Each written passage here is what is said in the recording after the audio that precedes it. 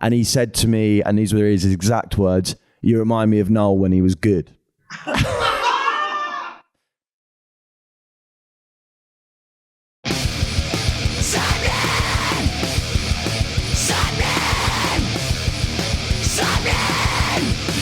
Listening to Sappenin Podcast.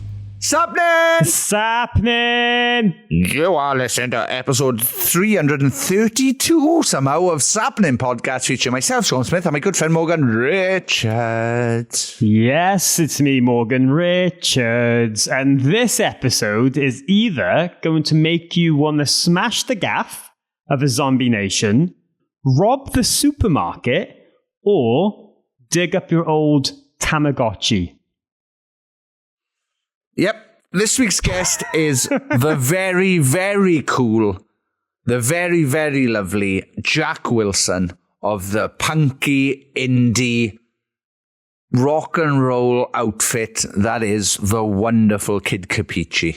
Yes, indie punk's latest rapscallions coming to your town with a kill them with kindness attitude, important current affairs messages, and a sprinkle of fun pop culture references in between. Over the last 5 years, you've probably seen these guys invade every subgenre of rock, grabbing headlines from all the major festival reviews, supporting some iconic musical figures, and releasing 3 albums, with the latest There Goes the Neighborhood hitting number 1 in the official UK record store charts, and highlighting why we still need bands who make music for the sign of the times and not just a catchy sing-along. Tonight, they support podcast alumni and our friends You Me at 6 at their final show ever at Wembley Arena after hitting the road with the guys for the majority of the final leg of the final night of Sin farewell tour.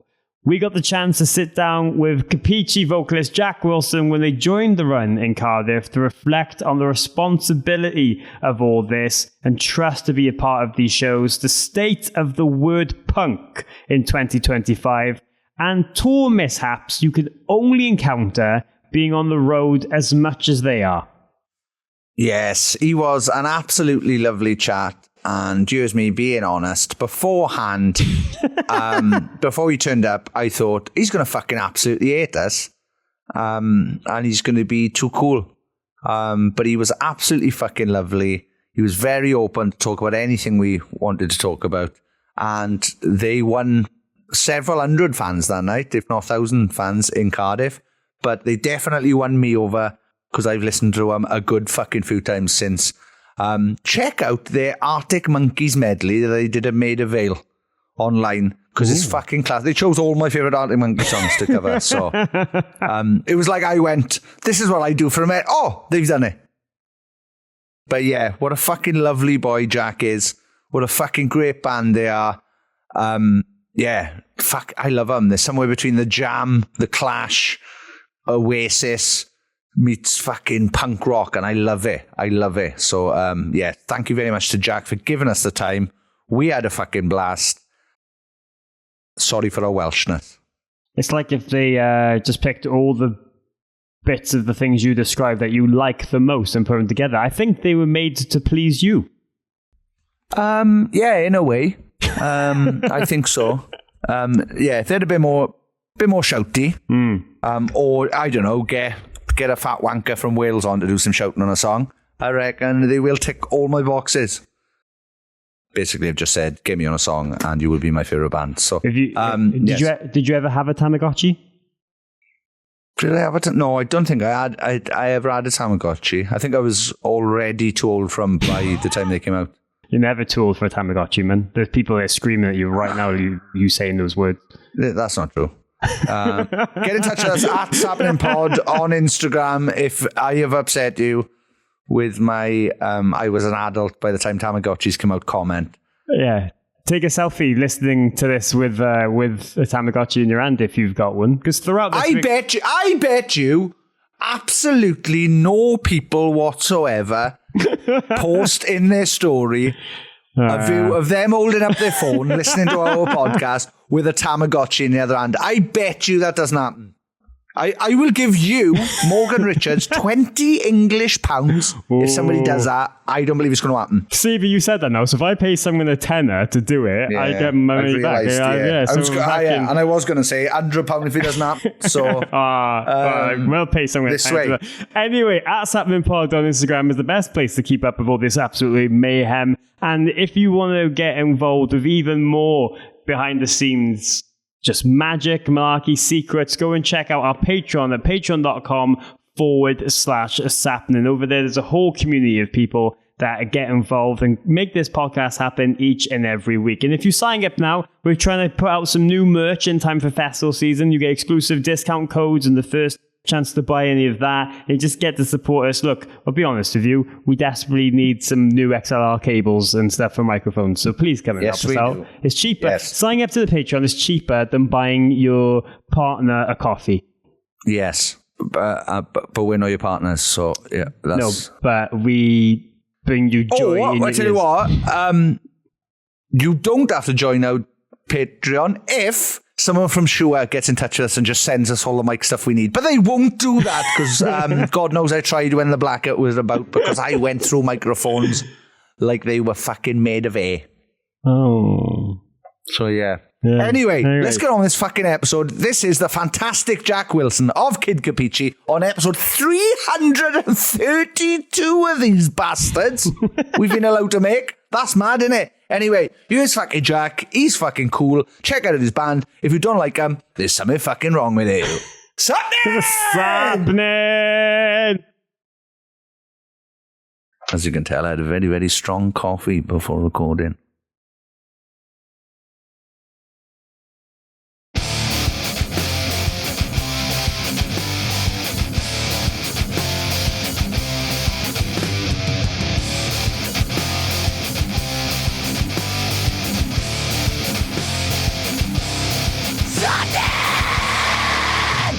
Sappenin. What is happening? Yes, he's gone for the English version, the English translation of our podcast name. We are joined right now by Jack of Kid Kapichi. How are you? I'm very good, thank you. I'm doing well. Lovely to be back in Wales. Always a pleasure. And here we are in the capital city, so nice. Couldn't be happier. Yeah, nice. Sorry for rushing you into this room. That's all right. As soon as you got it, fucking get up. Get out. No, quick, let's chat. I'm used to it. It's fine. It was enjoyable. Good. Yeah, it's a long drive you've had this morning. It was a long old drive, yeah. To be honest, I wasn't quite sure how long it was going to be. And we're driving. Normally it's tour bus vibes and you kind of just, someone else is in charge, but we are, for the first week, tour managerless. Oh. So we're driving ourselves, never driven a trailer before. So that was an experience today. No reversing, luckily, so far. I was going to say, I tell you what, love the Welsh, but they don't like to get out of the way if you're in the middle of the road. Oh, yeah, well. It seems like there's a sort of... But I think that's because cars are quite new to Wales. Yeah. We're so behind in technology and stuff. People are like, It's still working it out. Yeah, normally they used to just horses and carts coming over. Yeah. Oh, fuck, move out the way. So, but yeah, they don't understand cars quite yet. So apologies on behalf of the Welsh. But yeah, reversing a trailer. You go left, the trailer goes right. What's going on here? That's the thing. You have to reimagine your whole mind of what you're meant to do with that situation. But I'm getting it. I think by the end of... well, I'm saying it like I'm driving. I drove a little bit. But I think by the end of it, I'll have it on lock. Nice. No pun intended. Full lock. See, this is the thing, you don't learn this in driving when you're learning to drive. Or band school even. Like when you start a band, you're like... Oh, what are they ever going to drive with a trailer? Like nobody thinks that. I know, they're teaching you maths, but they don't teach you how to drive a trailer. It's like, what do you need more? Yeah, I know. Well, I don't, but I was taught quadratic equations, which I'll never, ever use again in my fucking life. But I wasn't taught tax. Well, I mean, I tell you what, reversing one of those trailers feels like doing a quadratic equation. It does. Oh, no, I've got to do long division of the back end of the van. Yeah. But today is the start of the long run of shows you've got with Unit 6 on their final tour. It's kind of like they've added you to the end, like the last few shows they've done, which I'm sure is kind of like a little honor because they trust you with like those support slots, but also quite nice to see that you get to open up to an audience like this when the crowd are going to be emotional anyway. Mm-hmm. Yeah, it feels like that. Like we've known the guys for ages. In fact, I met Josh, I think, at our first ever headline show, which was years and years and years ago. He came down, and we're both big Arsenal fans, so we kind of bonded over that. And since then, we've always got on, and we've always tried to tour together. We've always there's been so many times where he's been like, are you free on these dates? And we just couldn't do it. And we've been away. We've been so busy. So this is actually our first tour with You Meet at Six. We have done a couple of shows with them. But this is the first proper tour. And it did feel like, they've kind of put us on the end for a reason. And I think that reason is they know that we like to have a good old party. And I think they can now probably let their hair down a bit. So they probably let's bring in the big guns for the party. Nice. Not for the music, just for the party. Yeah. I was always like a party. I listen to the music. No. No, that's awesome though. But it's going to be... it is an honour. That is the word to be here.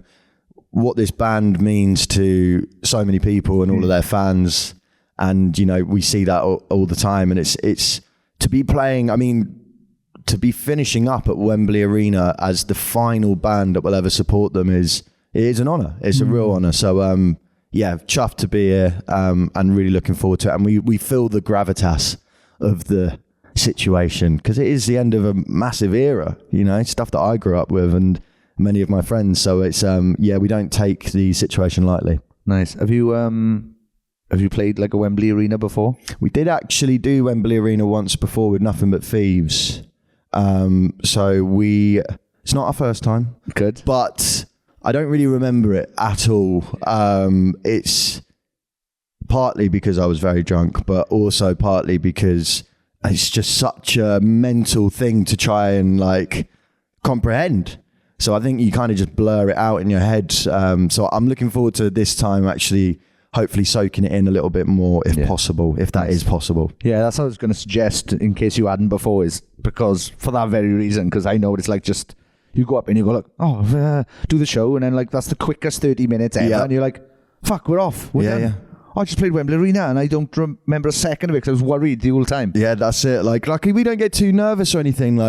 We really, I think we relish those big stages and we enjoy them a lot. So then we get really nervous before those big shows, but it's just not in your human brain to stand in front of that many people doing something. So you kind of your brain just doesn't really accept that information. But it's amazing nonetheless. It's an incredible experience. And I'm really looking forward to that show. It'll be great. Is there a weird thing mentally going into big support slots like that for you, especially when it's a gig like that where it's a special occasion for the band you're supporting, right? There's one thing being taken out on a tour that a band are just promoting a new album, but when it's a comeback show or a farewell show, does a part of you feel we've got to put our best foot forward, A, to win fans over, but B, to honor the trust that they've been given? It's a weird circumstance to play with someone else when there's other factor like that. Yeah, it's a bit like giving the best man speech at a wedding or giving a eulogy at a funeral in this situation. But we definitely feel that, and it is half and half. It's a case of, I love support tours. I actually sometimes enjoy more than headline tours because you've got however many thousand people in a room each night who half of them probably have no idea you are, maybe more than half of them. And it's a challenge, and I love that challenge to be we have 30 minutes to get you on our side. So I relish that. But obviously, like I say, there is a bit more of a sentimental thing here, and also what's the word? A duty with this to make sure, because this is a special night for these fans. Last time they're probably ever going to see these guys, so we do have a duty to put on a really good show. Now I'm nervous, thanks. So I'm sorry about that. I'm feeling it now.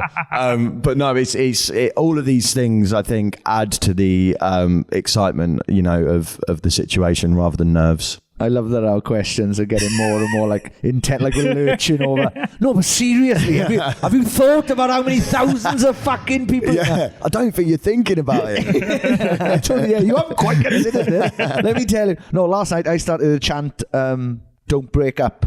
Because I was hoping the boys were doing it and then go, do you know what? We won't. Yeah. Thank you. That's it. At the end, they're just going to go, do you know what? Let's just keep doing it. Yeah. I've enjoyed this a lot. Yeah. Tomorrow, I know. we'll do It's Wembley crazy. again. I can't imagine what's going like through their heads to be, because it's been such a long tour and they've done it all over the world and it's coming to an end now. That must be really scary and really emotional. It must be really emotional to be like their whole lives, really their whole lives has been this band, and to see the finishing line really creeping up now must be a really, really, I think it would be a really difficult thing. Yeah. So, I shall be there for them. I spoke to Josh last night about it because he was saying like they basically started this tour in October. Yeah. And now it's been going, and it wasn't until they got to the UK and then the last half of the UK where they've been having hotels. They said, when we start having hotels every night, we will know that the end is near. Yeah. And he's like, literally the last Started two happening. shows are the hotel shows. Yeah. So now he's a bit like, oh. Yeah, it's a bit like getting a letter to say you're having your wisdom teeth out in 6 months and you're like, it'll be fine. And then you get and you can smell the dentist now. You can smell the paint, and that's their feeling they must be having. It's terrifying. But I'm sure once they get ripped out of their heads, it won't be so bad. It'll probably be all right. But for your own perspective, because you're in close proximity to these feelings and viewing stuff like this from the outside in, does it make you kind of appreciate all the little things that Kid Kapichi are seeing early on now and stuff? Like, because you guys have been, for the last 5 years in particular, just so busy and touring all over and all the album campaigns and just kind of making your mark on different scenes. There's obviously things that you just naturally get jaded by. But when you have like a fresh perspective like this, do you think like, oh, actually, like this gives us the thing like, no, we should take the little things in. We should like embrace everything else. Yeah. Do you know what? I try really, really, really hard to like never take a day for granted with the band, with what I get to do. Consider myself like so extremely lucky. Yeah, you make your own luck and we've worked hard, but I consider myself one of the luckiest people that when I was a kid, I wanted to be a musician and that's my full-time job. Like it's still blows my mind. So I'm very careful not to waste a single day or to ever feel like I'm taking something for granted. But these things are always another reminder on top of that. A reminder I'm grateful for, because you won't do it forever unless you're like the Rolling Stones or something like that. And you never know. But or Black Sabbath. Oh no. there's always an end, and it's like, it's not about the music so much anymore. For me, it's about like the brotherhoods, and not just with the guys who I'm in the band with, but like the crew, these people that we travel with and I spend like every day with. It's such a religious experience, like spending time with these people, and it's kind of all you know. So I like I say, I'm very, very careful not to ever take it for granted, because I think it's not very often that you have a dream as a kid and you get to live that dream. And a lot of people say like, oh, when do you feel like you would have made it? And it's like the moment we were on a tour bus with everyone getting paid, like our crew getting paid, like my friends from home being paid to be with us having the best time ever, all of us like doing what we love. It was like, I don't care if we're playing in front of 200 people or 200,000 people. It's like, we've made it. We've done what we wanted to do. We're all supporting each other, and we're all like, to be able to bring friends from home and stuff is just such an incredible feeling. So yeah, for me, it's every day I just am super grateful, and these are nice reminders as always. Yeah. Is there any moments from early on like that kind of stick out for you and you start feeling like, oh, this is where it really started changing for us? Where like big milestones. Yeah. Do you remember? Yeah, there's been a few, but I think like I think we always judge our milestones like we're touring, and it's kind of a terrifying. Like I remember, I said about how Josh came to our first ever London show. This would have been like, I don't know, 5 or 6 years ago, and we were playing. I think it was called the Barfly at the time, Camden Barfly. And I remember we just got an agent, just got a manager, and they were like, we're going to book you to do this venue, 200 cap. And I was like, no one's going to fucking come to that. No one knows who we are. Like nobody knows who we are.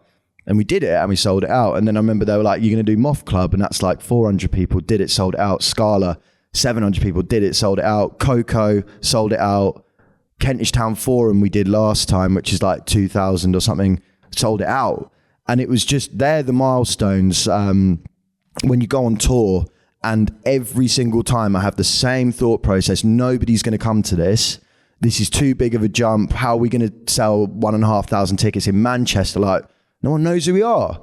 And then people show up. And those are the milestones for us. Like, for us, we always judge it on a live basis. It's never been about like charting positions and like streams, probably because aren't that good. No, they're all right. But like, it's never been about that. It's always been about how many people show up. So they're always the milestones. But I think, I remember when we were on a tour bus for the first time that we had paid for ourselves. And it was like, that's when I was like, fuck, we've done it. Like, this is, I'm happy. This is it. This is cool. Like, but there's been a million milestones like that. There's, you know, it doesn't have to be when you're sitting in a millionaire mansion. Like, it can be literally anything. So we have so many little milestones all the time. Yeah. I remember the first time we had a tour bus and literally we invited our families to come and have a look. Yeah. We were like, literally, I phoned my parents, like, you got to give me a lift to the bus and then you got to hang around to have a look at the bus. And then we were all just like, this is my house for a month. I think we did the same. Yeah, I think we did the same. No, this is my bed. Like my parents had never seen a tiny bunk bed before. I was like, I'm sleeping here. Couldn't be happier. Yeah, we get it. Yeah. Yeah, it's amazing. Well, now we're back on the van and the and hotels, which is actually like, it's almost like a different type of luxury, because the tour bus is amazing and I really enjoy that experience and everyone being together. But after a week of being on one, you are a little bit like, I would like a hotel room. Yeah. So this time it's like, you know, it's a van, but it's the UK. It's so easy to get around, and we'll be in hotels every night. So it's a different type of tour. And I think people feel like the highest luxury is a tour bus, but I actually think sometimes the nice splitter vans with a hotel is actually much nicer. Yeah. Yeah, I think that's what it is. Like, people start out in small vans. They're like, I really want to like start out in vans and hotels, like travel lodges or whatever. Then they do the upgrade to a bus. And then you get to a level where your crew can go ahead of you and set everything up for you. Yes. And you're back to vans and nicer hotels. That's, do you know what? That is actually the best thing about just getting to a level that we're at now, is that like right now when I'm doing this podcast, there's people setting my stuff up on stage. They're getting paid and I still feel like I have to be like, I'm so sorry. Like every time. It's such that's the best thing when that happens, and you have these people that you just trust to do stuff for you. And that's a weird experience, because we did it the long way. Like we never just like suddenly blew up and had this big moment where, like, you know, we didn't have to do anything. We always worked our asses off and always were the people like lugging the gear and stuff. And, you know, we still do to some extent. But that's probably quite a big milestone when you have crew doing that for you. Like I love that so much. It must be so strange as well, coming from like the punk rock ethos, like to have that, because, you know, starting off, you would have carried all your gear and your guitars and everything in and loaded it up yourself and looked after it and loaded it out. And to get to a point now where you're like, oh, we're actually able to bring friends and crew out to do that for me. Like, it takes one side of you like, oh, I don't have to worry about that. I can actually worry about like the performance and little things within the show. But another side of you must be like, oh, I feel weird about that. Yeah, 100%. It is a bit of a weird conflict.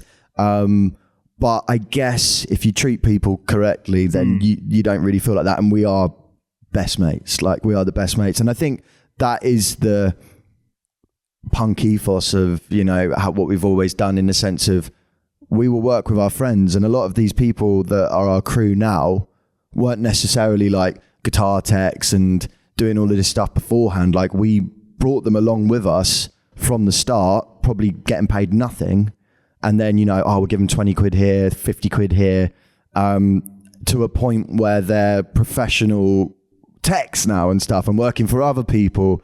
And that for me is like the coolest thing, you know, that's felt like sort of not the least we could do, but it's like for us that felt like the right thing. But there's been times where we could have easily gone, right, well, we'll get rid of them now and we'll get these people and this people and that person. It's just like, we've never done that. We've never wanted to do that. You know, like I was saying with You Me at 6, like I think they probably are fans of the music, but I think they're more just fans of us as people.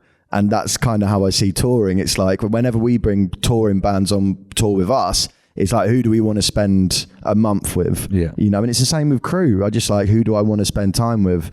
And yeah, I think that punk ethos goes through to that with like, you know, work with your friends as much as you possibly can until they push you off. I also like that you've technically brought your friends in who might not have been, you know, guitar techs or front of house people or monitor mixers before, and now you've literally technically given them a career because they can go and do it for other people. I know, and that's it's amazing. I know, it honestly is, and it's you know, I guess we've given them that, but they've given us like so much more, more. The dedication, you know. And absolutely, the amount of times they've worked for us for free and like that, and it's, you know, if we can pay that back somehow, then that's great. I sound like I'm being very like, yes, it's the least I could do. Like, I'm just like, I've given you a career. I've given you everything. I don't let them forget it.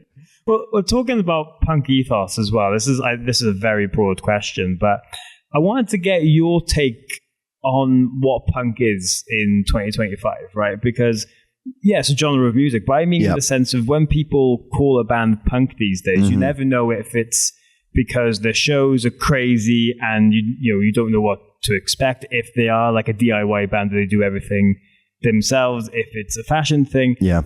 There's such a blurred line, I think, between the word punk these days. What's your take on it when it's used kind of willy-nilly in the media and being able to describe this different artists and everything in between? I think it's a really good question because it's one that I think about a lot and talk to people about.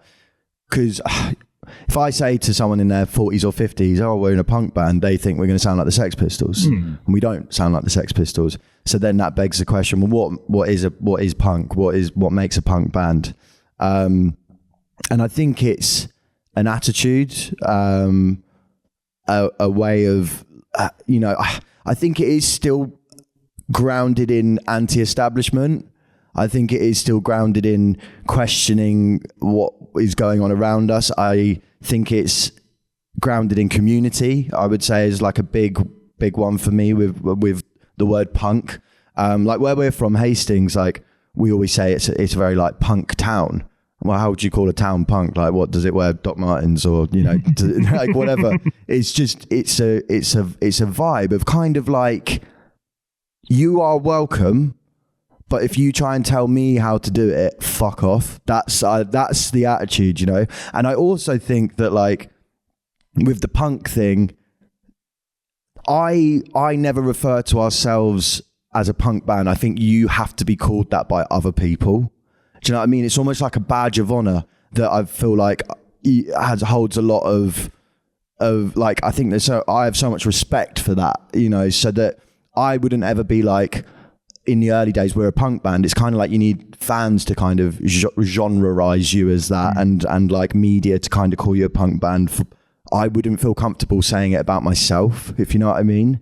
But yeah, I think ultimately it's rooted in politics and questioning and community and anti-establishment to a degree, I would say. But so much more than that. I could honestly talk about it for hours because there's no right or wrong answer. It's such an interesting question, one that I think about a lot.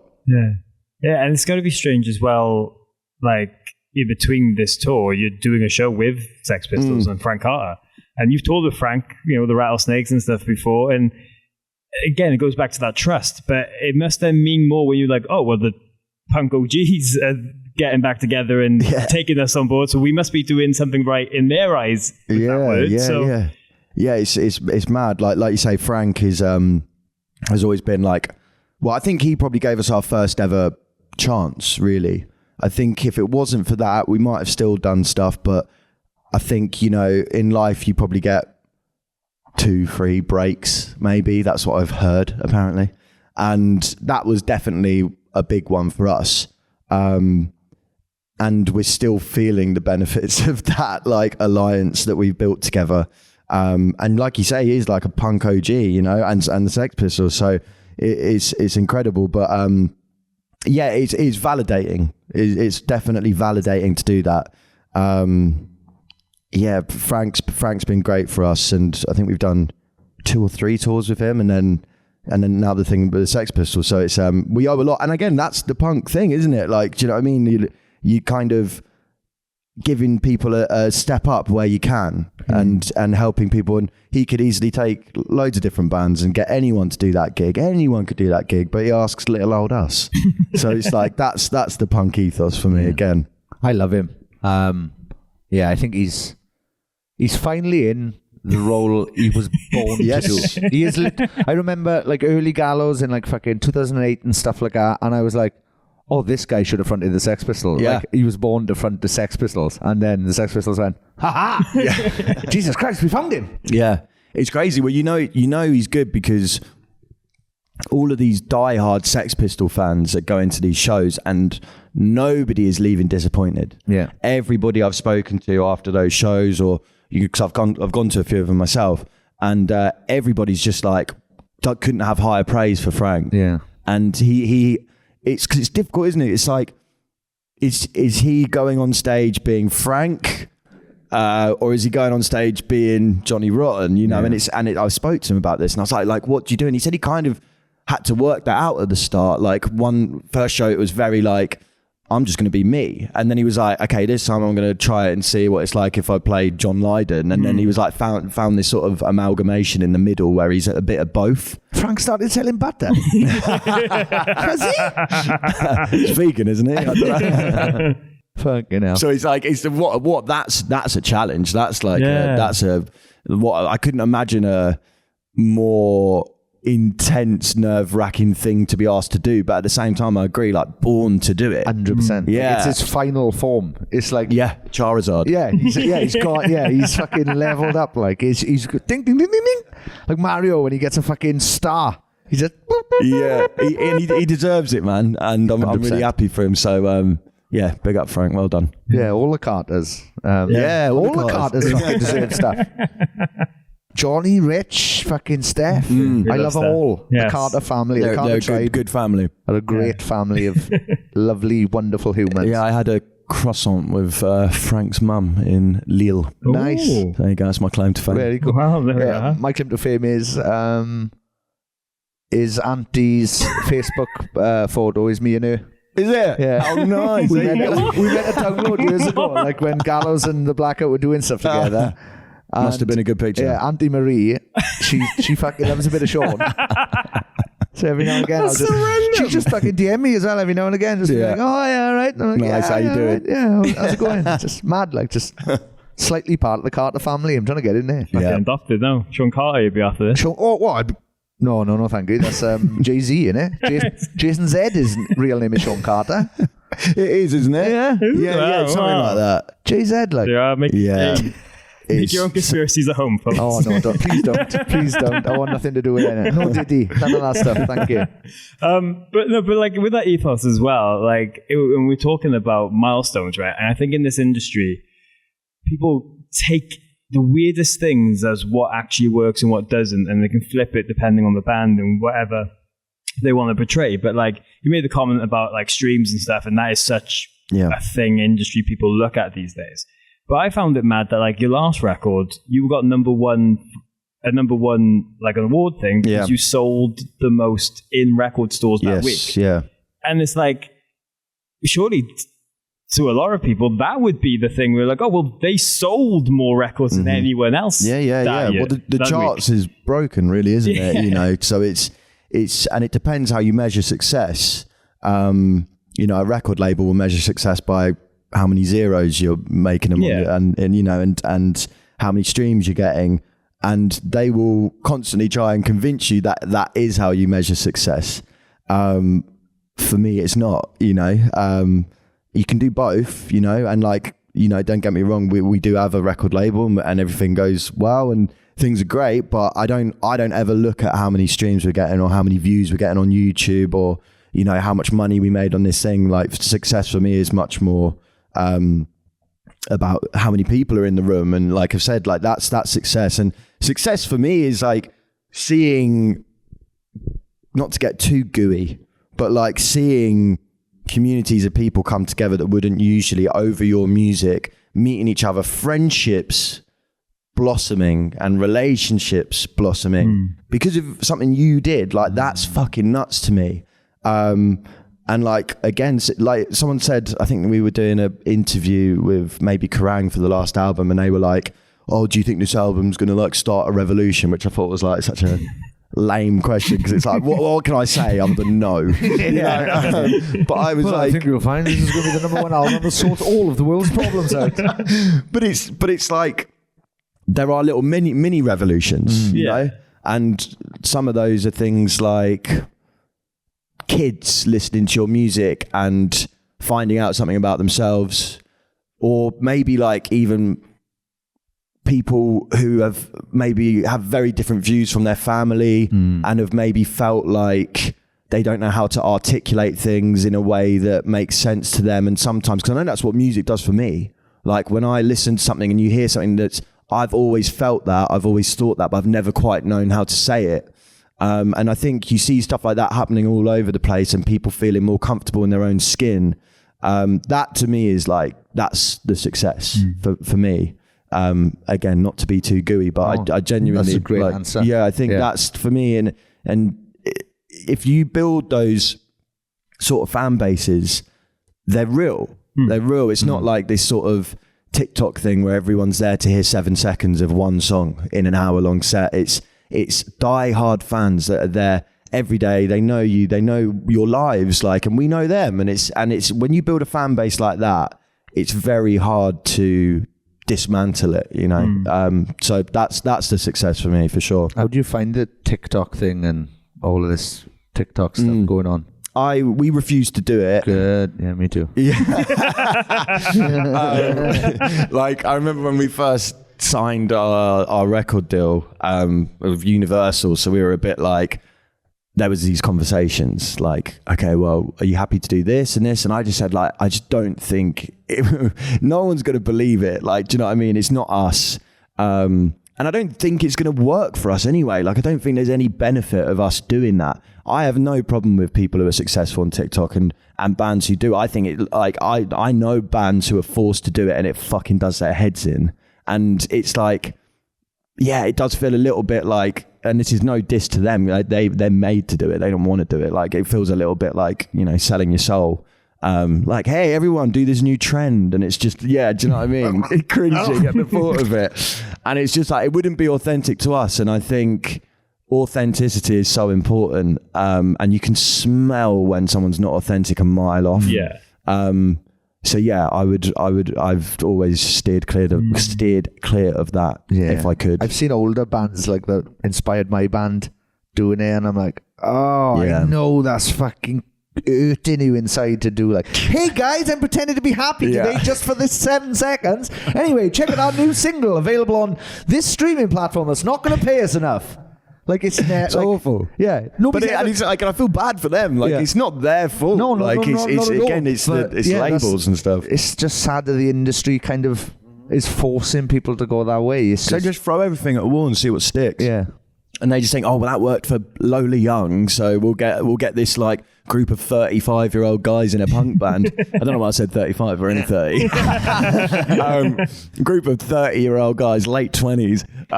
They're getting younger by the second. Yeah, these teenage guys in a punk band. Yeah. It's just like it just because it works for someone, it doesn't work for us. But I haven't got any beef with TikTok or the people who do make it work. Yeah. Like, fair enough. It's just not for us. I was just thinking about starting one because I've got another band as well called Raiders, and I was considering just having one where we literally just tell our honest opinions about how we feel about recording the videos. Yeah. Like, I'll just turn to Bob, our miserable guitarist, and be like, Bob, we're on TikTok. What have you got to say? I fucking hate that we have to do this. I hate that one of us is now a fucking cinematographer of fucking photography. I need a director. We've got a script editor. Like, we signed up to play rock and roll, and that was it. That's all we wanted to do. That's the other thing, though, isn't it? Like, you know, there are times where I like look back and I'm like, what the fuck am I doing? Like, you know, the reason we started this band was to do X, Y, and Z, and you're doing A, B, and C. Yeah. But again, a lot of it like is enjoyable, but that one is not. Yeah, I completely agree. Yeah. We're on the same team. But like, looking at the band from the outside in as well, I've always found it interesting. Like, you guys kind of fit into a lot of different like scene or subgenre pockets. where you can go and play with punk rock bands, Yeah. but also bands maybe their origins would be more pop influence and stuff. What do you think that is that brings you between the two? Yeah, it's again another question that we've kind of talked about ourselves, where it's like we're kind of not heavy enough for Kerrang, but too heavy for Enemy, like sort of thing. Like, but luckily it hasn't happened like that. It's worked out that we're kind of fit into both of those things, and that's not by design. Like, that's just naturally for people who like different music writing that, and I think we've just been quite lucky with that. Because we'll have some songs on the album that are like ballads, and we'll have some songs that are like pop songs, and then we'll have some songs that are like, you know, super heavy songs. And that's just because that's an itch we wanted to scratch for ourselves. And that has meant that we can do things like play with You Me at 6, and then we can play with the Sex Pistols, and then we can play with Nothing But Thieves. But I think a lot of when it comes to touring and stuff, how we've ended up with people is that it's just who you get on with. Yeah. Like I said, it's less about the musical taste and stuff. Like, I know when we're bringing bands on tour with us, it's 10% what's the music like, and then 90% what are they like as people. And I think there's just certain people that we've got on with, and I think we're quite, again, it's a Hastings thing, I think. I think the Welsh are like it too, do you know? Like, every time everyone's quite open and friendly, and I think we are as well. And it's not fake, it's real. Like, we are genuinely friendly and interested to meet people.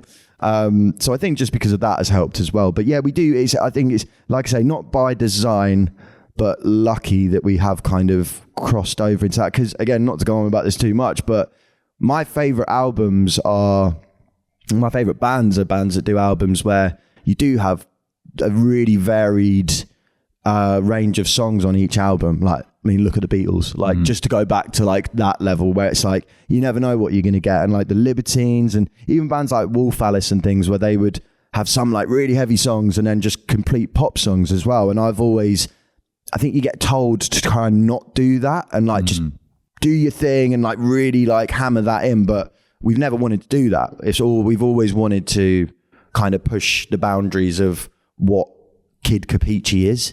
You know what I mean? Like, if I want to write a song about a certain thing in a certain way, then I'm not going to not do that. Yeah, and it's mad how, if anything, it opens you up to even more things. Because like festival season, for example, you can go and play something like 2000 Trees, or you can go and play Reading and Leeds. You can go, like, it's not limited that like, oh, you know, we can only play 2 or 3 things, and maybe that's some bands who can only play Download. Bloodstock. You know, I think not last year, year before, we did Reading and Leeds, Glastonbury, Download, 2000 Trees. We did them all. Yeah. And it was like, you know, it was just, it's wicked.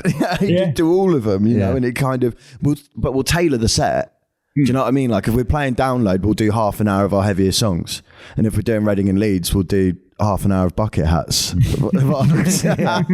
So we'll tailor it. I was playing Glastonbury. I don't know if we've had anybody on, if we have had somebody on who's played Glastonbury, we haven't spoken to them about it. I think. But how was that for you? Mind blowing. It was my first ever Glastonbury. It was my first ever. Have you guys been to Glastonbury? Never been. No. I hate to sound like one of those wanky sort of like, you've really got to go. But honestly, it is life altering. Yeah. And it is a little bit poncy, like, you know, but you can just do anything. You can do anything you want. And it's, I mean, the music there was just fucking unreal.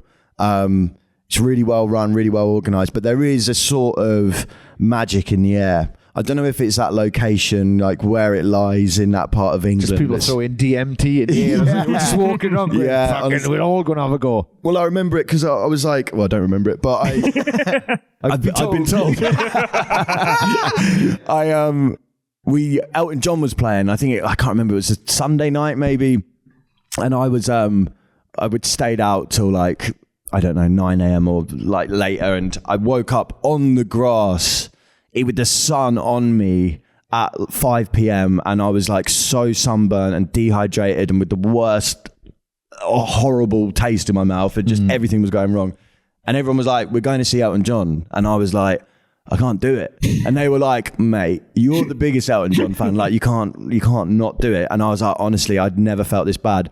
And then someone just gave me like a half a pint of vodka and was just like, bang. And I had the best night of my life. Got up on stage, John. He didn't ask me. I got up there. It was incredible. And we were standing with, do you know a band called Nova Twins? Yeah. Yes, yeah. So we were with the Nova Twins, and oh my God, this broke my heart. So we were standing just like waiting for him to come on. And one of Amy's phone rings, and it's her manager, and he's like, "You need to get to this bit of Glastonbury right now. There's a car coming to get you. Elton John wants you to come backstage and meet him." Wow. And I'm like, "Can I come?" And they're like, "Absolutely not." Can I pretend to be one? No, that's not going to work. That's not going to work. Nova triplets. But yeah, so they went and met Elton John. It was just like, Glastonbury is just a really magical experience. It's so many. I think 2000 Trees is another really, really cool festival. I think if you like times 2,000 trees, made it 20,000 trees, that's what Glastonbury kind of feels like. That is the best review of 2,000 trees I've ever heard. 20,000 trees. Yeah. That's fucking brilliant. It's a bit like that vibe. Yeah. You know? Yeah. It's nice. It's really cool. Small scale magic, 2,000 trees. Yeah. Glastonbury. Wizards and witches everywhere. Yeah. It's that vibe. Yeah. No, Trees has always been a highlight. Like it's just like it's the chillest one of the summer for me. And everything's close. Yeah. For us old people who don't want to walk far. Yeah, I mean, that's the opposite of Glastonbury. I remember being like saying to one of the security guards, I want to go see this band that are starting in 45 minutes. He said, well, it's an hour's walk. Yeah. So I was like, okay, well, I won't do that then. Yeah, wow. I've missed them. Yeah, it's like the sheer size of it is like, it's pretty mind-blowing. Weird question, but what's the load-in like at Glastonbury? Was it a lot of muddy fields? It was when I went, it was like desert. It was so dry, which I was very happy about. But the actual loading was okay, but the getting in and out it's proper jobbos, man. It's jobs worths. Like I think we were doing something and then we had to leave because we were staying in a hotel the first night, and we just drove out. And then when we drove back in, they were like, "Oh, this is your first time coming." I was like, "No, we've been in before." And they were like, "Well, you have to have been given a leaving card." And I said, "Well, we weren't given one." They said, "Well, that's impossible." And I was like, "Well, it's not impossible, mate, because we could never have happened." That's exactly what happened. It's kind of a little bit like that. But once you're through all the sort of narcs, it's fine. Then you can do whatever you want. Then it's pure freedom. Once you get through, it's just you got to get through that first little bit. And getting out is torture, but it's worth it. I'm going to look into that. I say that. I look into it and I'll just go to see one band and be like, I'm not moving anywhere. Yeah. Well, that's the beauty of it, is like you don't have to do anything. You can just like, and you can have all of these plans, but they just go out the window as soon as you get there. It's cool. But you know, I think it's just a love for festivals in general. Like Glastonbury is the mecca for me, but I think I just love festivals. Like you can't beat them. Summer with your friends. No, my favorite time of the year. Yeah, it's amazing. So they're all good. They're all really good. With all that being said, one thing we tend to ask a lot of bands on the podcast lately is the weirdest venue you've ever played, and this can range from anything. People have told us that they've turned up and they've been told that the venue's actually the back of a pickup truck or a zoo or a kebab shop. I played a bull ring once in Madrid. That's pretty cool. Has there been anything like that where you've rocked up and been like, oh, this is where we're playing? Yeah, a million times. Million times. I'm trying to think of the most abstract one. But I don't know. I feel like we've been super lucky with venues. I think when you're starting out, you do show up and it's like some nan's living room or something, and and you're like, we just drove 8 hours to do this, but that's part of it, you know. There was this one place in Hastings where we're from, which we hold very close to our heart, called the Tubman, and that was the weirdest place. Like it was lawless, and that's kind of where we like cut our teeth. In fact, us and Nova Twins did a show there when we like first met each other as friends, and did that. And during one of the gigs, there's a guy called Naked Richard, and he started. It's definitely Naked Dick. Yeah, Naked Dick, Naked Dicky. Why have we never called him that? Yeah, he started a naked human pyramids during our like 3 on the top, 2 in the middle, 1 on top, him on top, obviously. And that was a pretty weird experience of a venue. Yeah. That means he persuaded 5 other people to get naked and to be the bottom of a pyramid. Again, that's because it was the Tub, man. Like that was the special thing about that place. That was usual. That was normal. Wow. Yeah, like that was the Tub, man. It's shut now. I'm not surprised. Naked Dickie got it fucking shut down. How would you... Right, you've either pre-planned that you're going to do that, because there's no way you're shouting at 5 strangers while there's loud music on. Like how convincing is he? Like how smooth is Naked Dick, right? Mate. That he could literally No, talk he looks like an old leather couch. Oh. He's not. Jeez. Oh, you meant smooth as in like personal attitude. I thought you meant like his body. No. I meant as in to convince 5 people quickly the night that to be that was the beauty of that venue. It was just like everyone was just up for Mad. it. Yeah, Nice. it was a nuts place. So where's Naked Richard nowadays then? The Tubman's closed. He's just trying to find his next spot, you know. He's still looking around. I find him on Facebook every now and then having a go at certain venues because they wouldn't let him get naked, and it's just like, but times have changed, man. Yeah. Like, genuinely, I think when we were doing that at the start, it was like, even in that amount of time, it feels like things are different, but probably for the best. Yeah. Yeah, no one wants to see that. Yeah, I don't think I disagree with the venues there. I'm on he's their called side. Partially Clothed Richard doing the days now because he hasn't got a pub to go to, and then he's found a new pub in the night, and then he's back to being Naked Rich. Like, Fucking hell. some great story. I wasn't expecting to be talking about Naked Richard on this today. now, so I love it. We talked about a lot of moments where you've kind of been given the thumbs up or approval by a lot of like industry people or just other artists and people you looked up to. But there's one we haven't talked about, and it's the time that Liam Gallagher gave you a massive shout out on Twitter, and then you supported him at Royal Albert Hall. And that sentence in itself is madness. Yep. Yeah. Is that when you just look back on and go, how did that happen? Yeah. Like that's probably, it's kind of one of those things if you're kind of trying to introduce yourself to someone who like doesn't know the band and you've got like 5 seconds to say something cool. Like if they're like, oh, what's the best thing you've ever done? It's like, supported Liam Gallagher at the Royal Albert Hall, and that's kind of my go-to, probably pinnacle. Like, what's your band sound like? Liam Gallagher loves us. See you later. Well, it was a mad few days because we posted this song called Party at Number 10, which was just like a bit of a jokey song at the time. We weren't even going to put it on the album, but we posted it on Twitter weirdly because we don't even use it. And then the next day, my mate rang me and said, have you seen Twitter? And I was like, no. And he was like, mate, let me screenshot this and send it to you. And Liam Gallagher's commented on it saying, great tune, our kid. To which I'm like, this has got to be a fake account. Like, it can't be real. Yeah. One of the L's is a number one. Yeah, do you know what I mean? I was like, there's no chance. And that blew my mind. And then we were just like going fucking mental. This is insane. Like I saw Oasis when I was 14 years old at Wembley the week they split up. Oh, wow. So it's like, for me, just this incredible experience. And then the next day got a phone call from our manager saying, I've just got off the phone with Liam Gallagher's manager. She's rung me. He wants you to support him at the Royal Albert Hall. And I was like, nah. What day? Fuck that. Bigger venue or nothing, tell him.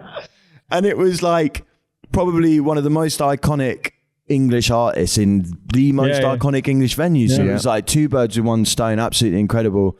And yeah, we went and did it. And after the show, because I didn't get to meet, and he went on the radio as well. He went on the radio and he said we were his favorite band, which was like, again, you can't even imagine. Like, it's just fucking insane that like somebody of that, you know, level has even knows who you are. So I was determined to meet him that day. I was like, I'm not leaving this place until I meet him. And normally I'm quite good at that stuff. I don't like bother people, and I kind of give people their space and things, but I was like, I'm not fucking missing out on this. So after the show, I was like, his security, he has so much security, it's insane. And they like basically knocked on our door and was like, look, Liam's about to come off stage. You need to stay in your dressing room. Like, nobody's allowed out. Nobody's allowed in the hallways. No chance. Yeah. So I was like, I'm going to sneak out for sure. So I did, and I like hid around the corner because it's like an oval. So they can only see that far around the corridors. And I was standing there waiting, and then I saw him walking down, and I just shouted, Liam.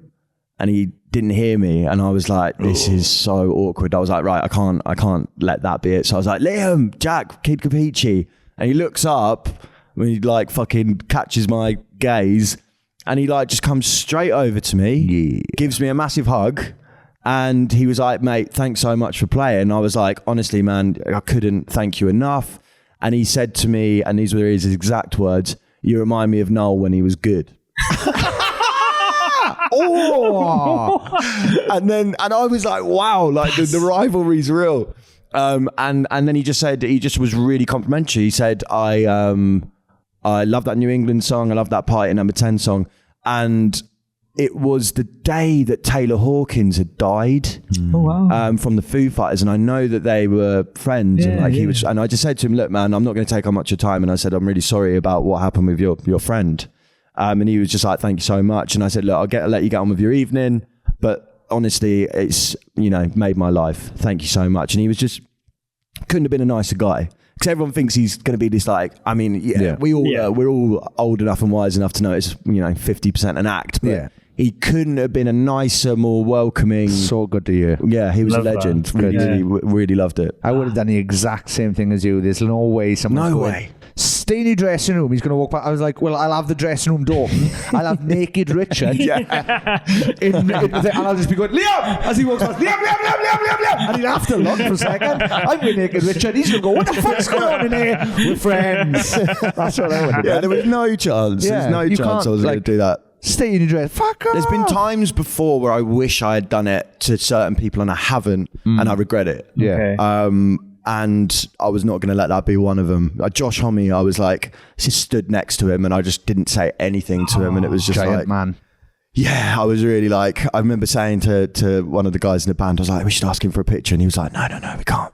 And I was like, for ages afterwards, I regretted that. And I think, you regret the things you don't do. What I found is, as your band grows, you'll find that you'll be in that situation where, you'll have younger artists or different artists going, they'll be stood next to you going, oh, should I ask him? Yeah. But then you'd love it. Like, do you know what I mean? Like, if someone's calling to me and I was like, oh, can I have a photo? I'd be like, yeah, of course. Of course. But then when you're there with the people and you're like, oh, he'll never have a photo. Like, we're all the same. At the end of the day, we all call our cocks in our zips. So it's true. And it's like whenever people are like that with us, like I consider that such a privilege. Yeah. Like that someone's even come up to me to be like, oh, do you mind if I get a picture or something like that? It's like, I would never ever reject anyone or be rude to anyone, even if I was in the worst of moods. It's like, because that shit. Like if you do that to people, it's like for you, it's just like a momentary thing, but for them, that's like for life. Because if you care enough to ask someone for a picture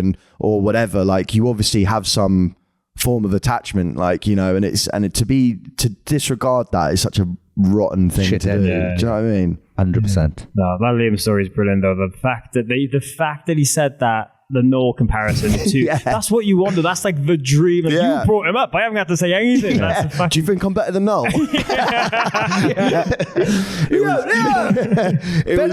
It was just like sort of like he said the line, like the line Bart. It was just like it was like he did it. It was amazing. It was so cool. Insane. I wanted to mention the fact that you guys over the last 5 years, I touched on this earlier, but you've put out 3 albums in that time. Yeah, I know. And you've just been recording more stuff now, right? Like, what is this turnover process with you guys? Because a lot of artists, they like to get a lot of releases out quicker these days because of streaming and everything like that. But albums wise, like that's very like a taxing thing. Yeah, I agree. And I think it's 2 things. Part of it is pressures from labels and stuff like that. We don't live in a musical world anymore unless you have like a huge hit album that you can live off the back of for 8 years and then come back. Even then you can't anymore. Do you know what I mean? Like, but the turnover's so quick, and it's like keeping momentum is such a hard thing to do, and losing it is so easy. So it's partly that. The other part of it is that we love it, and I think the music that we write is has a sell-by date, because a lot of it is about things, current situations. So for that situation, we're kind of like, whatever we write, we want it to be current. Like, you know, like the South Park thing where they kind of write an episode of the week, and it's like obviously not the same as that, but it's kind of the same thought process of like, that's what I was going to say. Like it's more of the moment rather than. If you're using sell by date, it sounds like it's going to go rotten. Like, the first 2 albums have gone rotten now. They stink. For the moment, of the moment. I think that's always in our heads, that we're kind of like, we're writing about a time and place. And there's so little bands that do that now.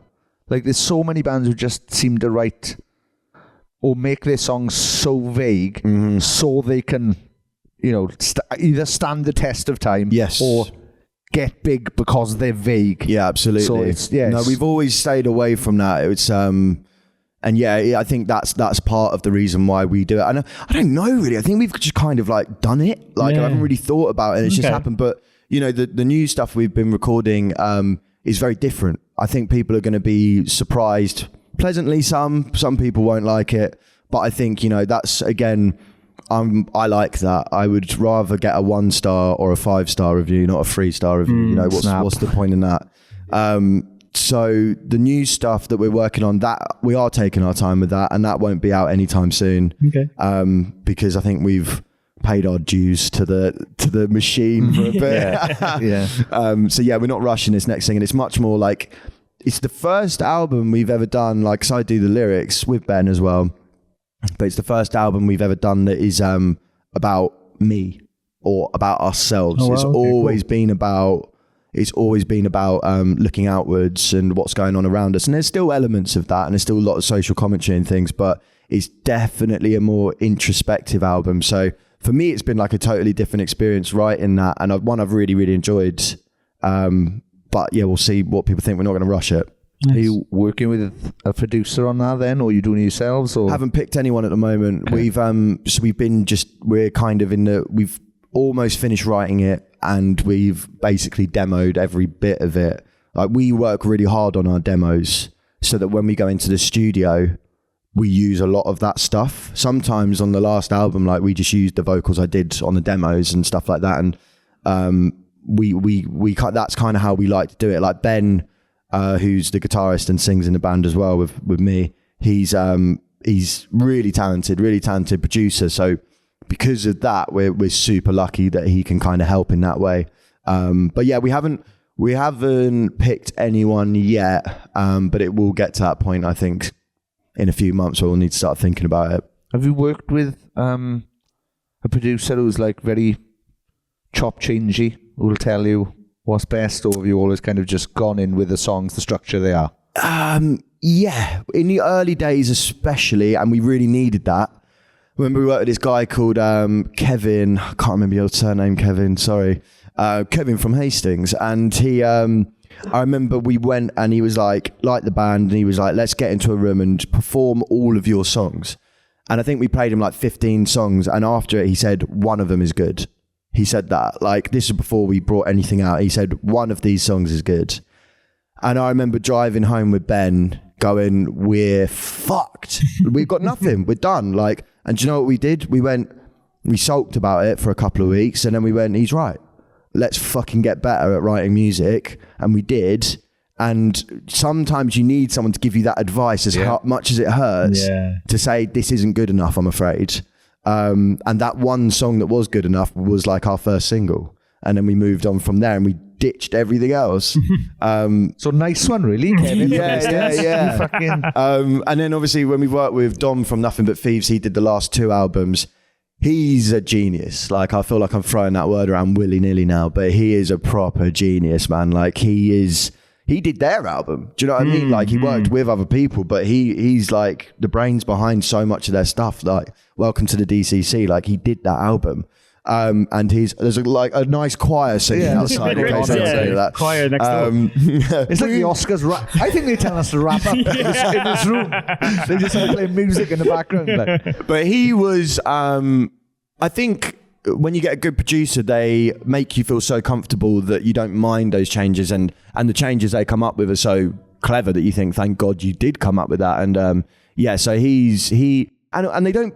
I think when you work with producers and you feel like they're forcing it on every song because they think that's their job. Yeah. And there'll be some songs where it'll just be like, this is fine, don't change anything. And then there'll be some songs where it'll be like, let's rip this apart. Like that's a sign of a good producer, I think, that it's no ego. Yeah. It's just like, what's the best song we can make? Well, yeah, that's what. First time I ever worked with a proper producer was Mr. Jason Perry. Oh my God, yeah, we worked with Jason as well. I wrote a song with him. Lovely chap.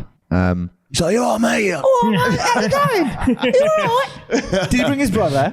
No, he didn't. I think we spoke about it. Yeah, Jason's a cool guy. Yeah, I love him. But yeah, he made us. I remember like the first time we went into a room with him, we played our songs. He was like, oh, he was like, you know that bit you got as a middle eight? You should use that as a chorus and a middle eight and an outro. And we were like, that's too much of the same thing. And then we wrote it, played it, and we were like, oh, he's exactly right. Yeah. It takes you a little while to get used to the idea, but... Well, that's it. And especially like, you grow up and you're these fucking stubborn kids who are just like, right, these are my fucking songs. Yeah. Nobody's fucking dissecting them. Did you find that you were less stubborn as you got older? Oh, yeah, very much me so. too. Well, that and Jason literally opened my eyes to what a producer was. Because before that, we basically recorded with our friend Ramesh, but he just recorded our songs as we took them to him. Yeah. Whereas Jason like sat down, broke everything down. He was like, this could make this bit better. That's a tidy song. We don't need to touch that at all or whatever. And yeah, because I remember when he first started talking about changing things, I was like, boys, we can't do this. This is terrifying. It's only been, how many of you were in the band? 6 of us. 6 of us. It's always been you, 6 minds, and then the 7th person wants to put their brain in as well. And we were like... He's not shit. We're quite like it, actually. And then, we were just stubborn kids who were like, oh, this is going to work. I think that's normal. I definitely was way more stubborn at the start. Like I didn't want to let anything go, but I think, there's a difference between an engineer and a producer, and Jason Perry's a producer. Like, you got to trust his ideas. But also, if you work with the wrong producer, it doesn't matter how good their ideas are. If it doesn't align with what you want to do, then it doesn't matter, So that's why it's important to pick the right producer. But yeah, Jason he's a laugh. He's very funny. We wrote a song together, which I still have on my phone somewhere, which is hilarious. Is he on it? Is he on it? Yes. He does. He goes, there's a bit where in like the post-chorus, he goes, I'm from Hastings, you bellend. He is on. Everybody he works with. Like, there's an high harmony or something. So we did a song called Start the Party, which started like the beginning of it sounds like a party scene. And glasses like chinking and all this stuff and drinks being poured.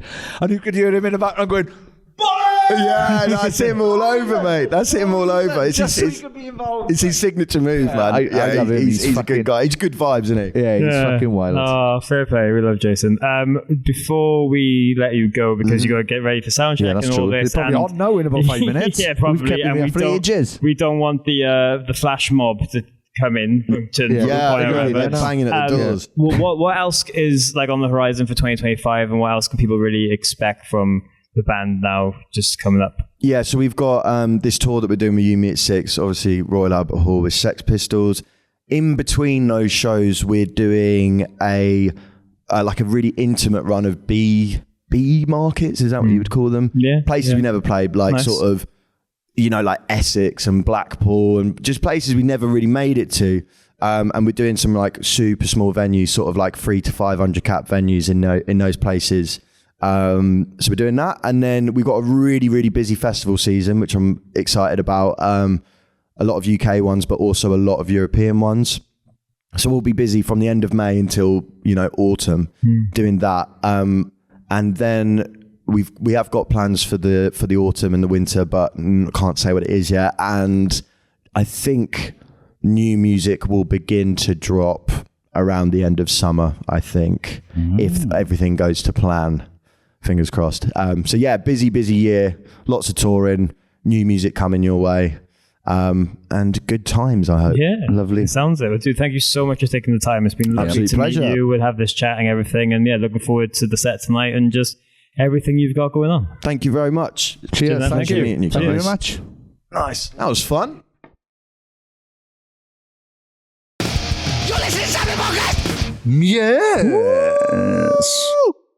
That was the lovely Jack Wilson of English punk rock outfit Kid Kapichi. Lovely chap. Absolutely fucking good time.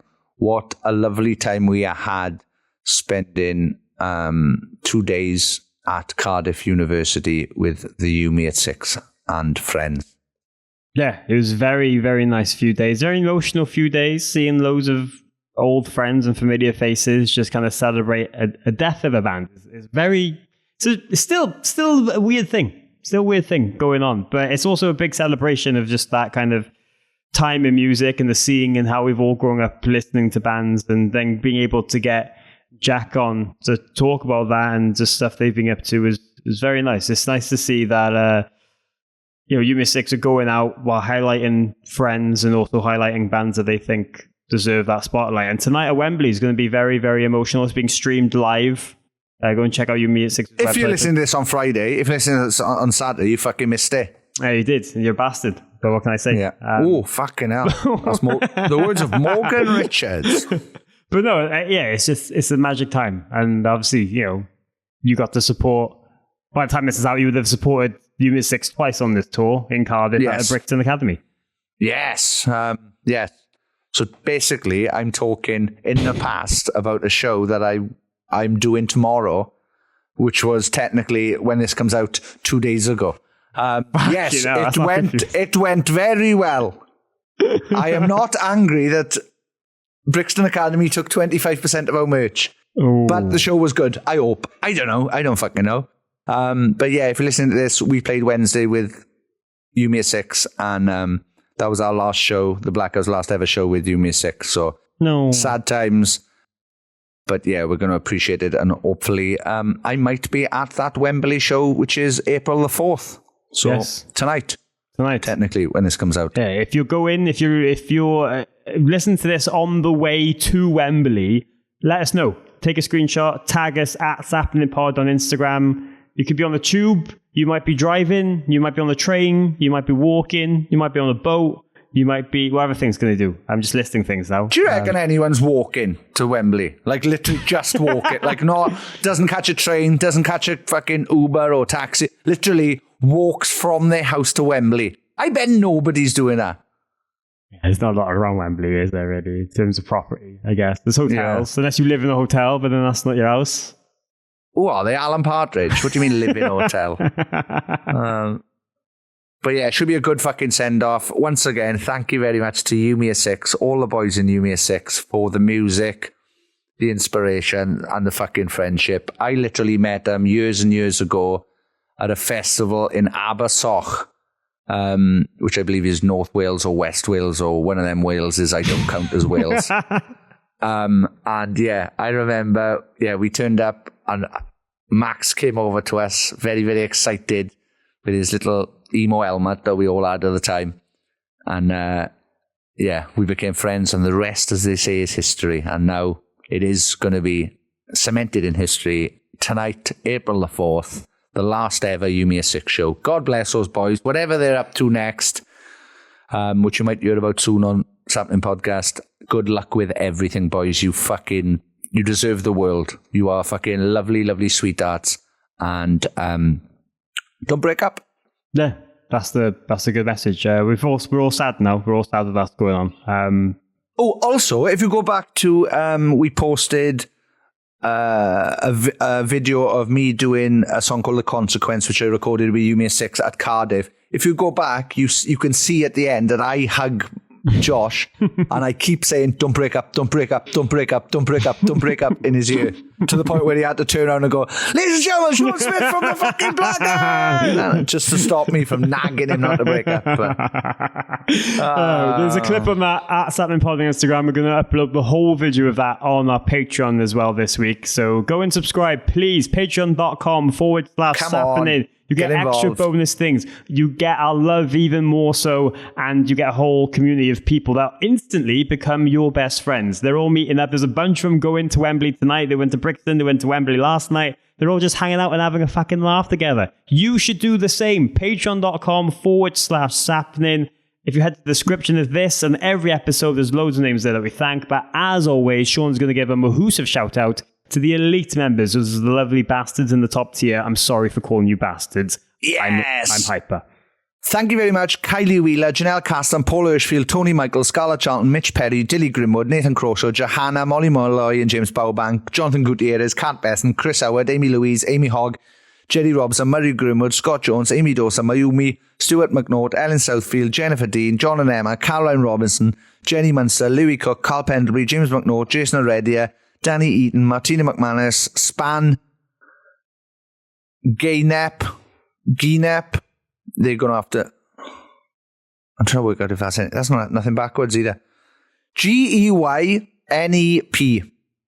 These names are getting worse and worse. I'm so sorry if I butchered that. Get in touch with us and fucking tell me how to pronounce that, for God's sake. Thank you very much, Craig Harris, Thomas O'Neill, Ollie Amesbury, Dan Peregrine, Kalila Keane, Emily Perry, Adam King of the Gospel, Lambda Lee Martin, Fraser Cummins, Laura Russell, Josh for yodeling lessons, Foreman, Audley, He, Q, Crisp, Connor Lewins, and last but no means least, Kyle, King of the Sloths, Smith. Thank you very much to all of those people and everyone who's part of our Patreon. You literally keep us going. Thank you. We love you. Enjoy your life. Speak to you next week. Maybe. Well, we will. That's it. Sappenin!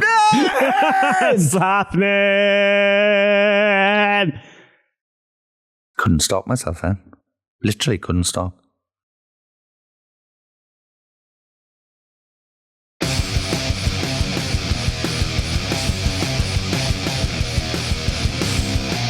You're listening to Sappenin Podcast with Sean Smith and Morgan Richards. Thank you very much for downloading this podcast or streaming it, or I don't know what else you do with podcasts. Thank you very much.